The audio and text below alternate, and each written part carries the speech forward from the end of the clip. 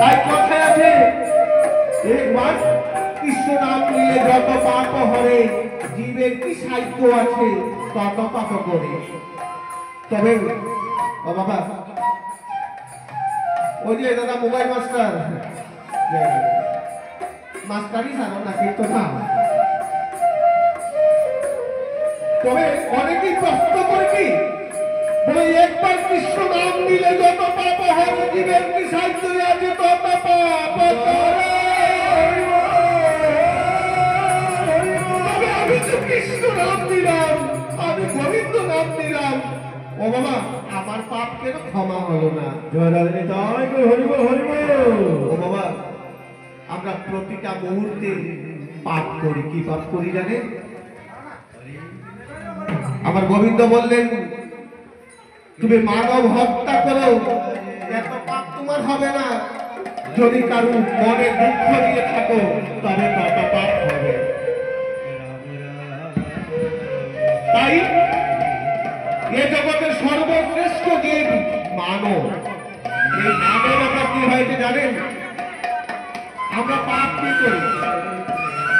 আমার মাকে আমি ভক্তি করি না, অথচ আমি বাড়িতে মন্দির বানিয়ে কালী মায়ের মূর্তি পুজো করি, কিন্তু আমার জন্মদাতা মাকে আমি শ্রদ্ধা করি না, ভক্তি করি না।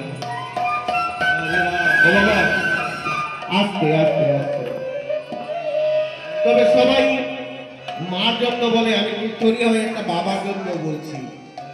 আরে মা তো 9 মাস গর্ভে রেখে সন্তানকে প্রসব বেলায় ব্যতীত হয়ে জন্ম দেয়, কিন্তু ওই যেদিন ওই সন্তান মায়ের পেটে আসে, সেদিন থেকে কিন্তু একটা পিতার দায়িত্ব শুরু হয়ে যায়। পিতা যতক্ষণ জীবিত থাকে, ওই সন্তানের দায়িত্ব কিন্তু ওনাকে রক্ষণাবেক্ষণ করতে হয়।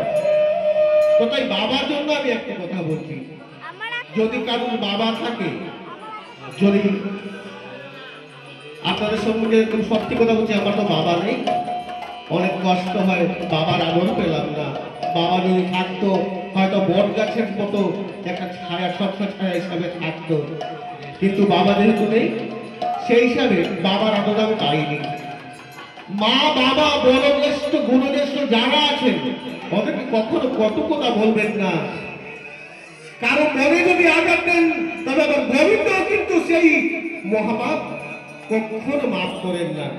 তাই আমার গোবিন্দ বলছেন যে তোমরা কৃষ্ণ নাম লো, হরি নাম লো, সব কিছু দাও। একটি গল্প বলবো বাবা। একদিন আমার গোবিন্দ বসে বসে নাম করছেন,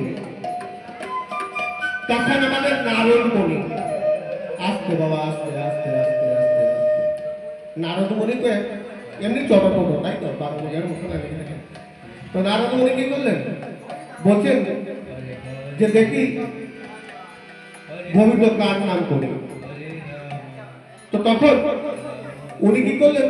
উনি কে বললেন, হে গোবিন্দ, তুমি তো নাম করছো, এই নাম করলে কি হয়?